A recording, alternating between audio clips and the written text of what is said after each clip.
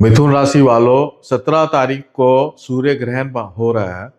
और ये जो सूर्य ग्रहण है ये आपके भाग्य भाव को इम्पैक्ट डालेगा। भाग्य भाव में पंच ग्रह योग का निर्माण हो रहा है, जिससे आपके जीवन में बहुत सारी चीजें या तो आपको एकदम से अच्छी हो जाएंगी या बहुत सारा काम होते होते लास्ट मोमेंट पे अटक जाएगा। जैसे कोई प्रमोशन की अगर बात चल रही हो, कोई बेटरमेंट की कोई चीज प्राप्ति की बात चल रही हो और आपको पता चले कि आखिरी मौके पे अटक गया। अगर आपकी किसी भी प्रकार से करियर के अंदर कोई प्रमोशन की बात है या किसी लोगों का सपोर्ट मिलने की बात है, तो फिर आपको ये वीडियो अंत तक आपको देखना है, क्योंकि आने वाले जो 15 दिन है, ग्रहण से लेके 15 दिन, ये आपके लिए बहुत ही महत्वपूर्ण समय है। मैं आपको डिटेल में बताता हूँ कि कैसा आपका ये समय जाने वाला है। लास्ट में मैं आपको एक उपाय भी बताऊंगा। तो दोस्तों, जैसे मैंने आपको बताया कि ग्रहण 17 फरवरी को लग रहा है और ग्रहण में सूर्य और चंद्रमा ये दोनों धनिष्ठा नक्षत्र में है, जो कि मंगल का नक्षत्र है। मंगल जो है आपके अष्टम स्थान में बैठे हुए हैं। मंगल स्वयं अपने ही नक्षत्र मंगल के नक्षत्र में है। शनि अपने नक्षत्र में है, यानी शनि शनि के नक्षत्र में है। बृहस्पति अपने नक्षत्र में है, यानी बृहस्पति बृहस्पति के नक्षत्र में है। केतु शुक्र के नक्षत्र में है, जो कि शुक्र आपके 9th हाउस में बैठा हुआ है। बुध जो है बृहस्पति के नक्षत्र के अंदर है। तो ये जो कॉम्बिनेशंस हैं, ये कॉम्बिनेशन से ये समझ में आता है कि आपका 9th हाउस बहुत जबरदस्त रूप से एक्टिवेट है।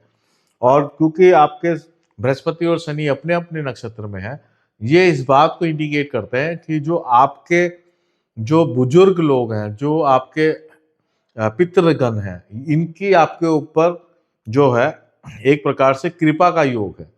तो ये इस ग्रहण के कारण जरूरी नहीं है कि उनकी कृपा आए, उनका नाराजगी भी आ सकती है। इस वक्त ग्रहण के दिनों में 17 तारीख से लेकर और 15 दिन जो है एक ऐसे हैं जिसमें आपको अपने पितरों की नाराजगी फेस करनी पड़ सकती है। नाराजगी क्यों फेस करनी पड़ेगी? क्योंकि जो ग्रहण है, जो धनिष्ठा नक्षत्र के अंदर आ रहा है, वो मंगल जो है वो अष्टम में आ गया। मंगल अष्टम में आने का सीधा सीधा मतलब यह है कि आपके जो कुल देवी देवता और जो आपके पितृगण है, उनका सपोर्ट आपको नहीं मिल रहा है। तो जो भी काम आपको लगता है कि जो लास्ट के 15 दिन ऑफ जो फरवरी है उसके अंदर होना है, तो उसमें होने में दिक्कतें आएंगी, आसानी से बात नहीं बन पाएगी। एक सिर्फ छोटी सी अच्छी बात इसके साथ मैं जोड़ना चाहता हूं कि 23 फरवरी को मंगल कुंभ राशि में प्रवेश कर जाएगा। और ये कुंभ राशि में जैसे ये प्रवेश करेगा, तो जो इसका ग्रहण का जो नेगेटिव इम्पैक्ट है वो काफी हद तक वो बेटर हो जाएगा, काफी हद तक उसका पॉजिटिव इम्पैक्ट में वो बदल जाएगा। तो एक तो ये आपको अच्छी बात मिल रही है कि 23 फरवरी से आपको कुछ अच्छा होने लग जाएगा। अगर मैं टॉपिक वाइज बात करूं तो ग्रहण का इम्पैक्ट जैसे मैंने आपको बता ही दिया कि बहुत अच्छा आपके लिए नहीं है, लेकिन 23 फरवरी के बाद वो अच्छा है। हेल्थ मैटर्स में आपको बहुत ज़्यादा ध्यान देना पड़ेगा, क्योंकि बुजुर्गों की हेल्थ खराब होने का बहुत स्ट्रॉन्ग योग है बुजुर्गों का। और घर के अंदर कोई भी मेडिकल एक्सपेंसेस हो उसका बहुत ज़बरदस्त योग है। अगर हम करियर की बात कर रहे हैं तो जैसे मैंने आपको बताया कि करियर वाला जो टाइम है ये बहुत पॉजिटिव है, बहुत सारी पॉजिटिव पॉजिटिव बातें होंगी, लेकिन वो बातें 99% होके 1% में अटक सकती है। उसका कारण ग्रहण है। और फाइनेंशियली भी ये जो टाइम है, किसी प्रकार से आपको रिस्क नहीं लेना है। फाइनेंशियल आप अगर इन 15 दिनों में आप रिस्क लेंगे तो डूबने के ज़्यादा चांसेस हैं, पैसा इधर उधर जाने के ज़्यादा चांसेस हैं। इसलिए कोशिश करें कि आप नहीं लें। ग्रहण का बहुत अच्छा इम्पैक्ट आपके लाइफ में नहीं है। तो दोस्तों, इससे बाहर कैसे निकले? तो देखिए, जो ग्रहण जब भी पड़ता है तो नॉर्मली उस दिन अमावस्या का दिन होता है या प्रतिपदा का दिन होता है या चौदस का दिन होता है। इस बार जो ग्रहण पड़ रहा है ये अमावस्या और प्रतिपदा के बीच में पड़ रहा है। या इंडिया में आप मान लीजिए प्रतिपदा होगी तो जहाँ ये ग्रहण पड़ रहा है अंटार्कटिका में दिखाई देगा, वहाँ पे अमावस्या बनी रहेगी। तो मैं आपको जो बात बताना चाहता हूँ वो ये है कि ये जो ग्रहण है हमारे देश में नहीं दिखाई देगा, इसलिए पूजा पाठ वगैरह में कहीं कोई प्रॉब्लम नहीं है। सारे मंदिर यथावत खुले लेंगे जैसे खुले रहते हैं, और पूजा पाठ सब जगह वैसे ही चलेगी जैसे एक रेगुलर वे से चलती है। तो ग्रहण का इम्पैक्ट आपके जीवन पे पड़ रहा है, क्योंकि ये खगोलीय घटना है, ये एक गोचर को इंडिकेट करता है।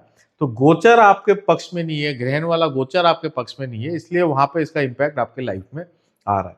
तो आपको क्या करना है कि ग्रहण वाले दिन हनुमान जी के मंदिर में जाना है, ये आपको करना है, क्योंकि ग्रहण वाले दिन हमारे यहाँ देश में सारे मंदिर खुले हुए हैं, पूजा यथावत चल रही है, कोई प्रॉब्लम वाली बात नहीं है।